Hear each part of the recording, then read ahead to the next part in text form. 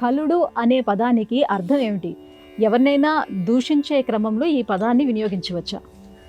ఈనాటి కాలంలో దూషణ భూషణ తిరస్కార మర్యాదలు అనేటటువంటి ఒక పదబంధాన్ని సామాన్యంగా మనం వింటూ ఉంటాం.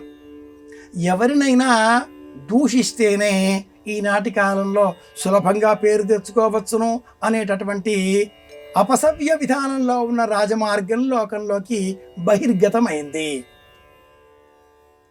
తిరుపతి వెంకట కవులు వ్రాసినటువంటి పాండవోద్యోగం అనేటటువంటి నాటక సంబంధంగా ఉండే పద్యాలలో గురువృద్ధ బాంధవులనే కులు చూచుచుండ అనే ఒక పద్యంలో ఈ శబ్దాన్ని మనం చూడవచ్చు. భీముడు దుశ్శాసనుడిని ఏ విధంగా తాను భవిష్యత్తులో బంధించి హింసించి అంతం చేయబోతున్నాడో ఒక ప్రతిజ్ఞ రూపంలో లోకానికి వెల్లడి చేసేటటువంటి సమయంలో ఖలున్ దుశ్శాసనున్ అన్న పదం వినియోగిస్తాడు. ఖలుడు అన్నప్పుడు పతనమైన వాడు అని అర్థం. అలాగే లోకంలో ఉండే సంపద అంతా కూడా తనది అని స్వీకరించిన వాడు రెండవ అర్థం. ప్రధానమైనటువంటి నైఘంటిక అర్థం అతివలను అవమానించే వ్యక్తి, ఇది స్వీకరించవలసిన అర్థం.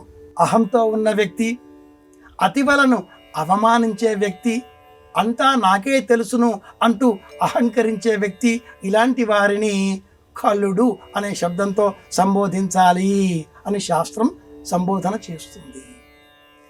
ఇలా మనం గమనించినప్పుడు దూషణ భూషణ తిరస్కార మర్యాదలు అనే ఆ క్రమంలో దూషణం ఇలా ఉండగా మర్యాద కీర్తించాలి.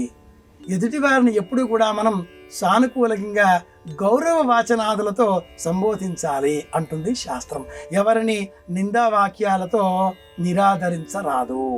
మౌనం మేలు శ్రేయస్కరం, ఇది పద్ధతి.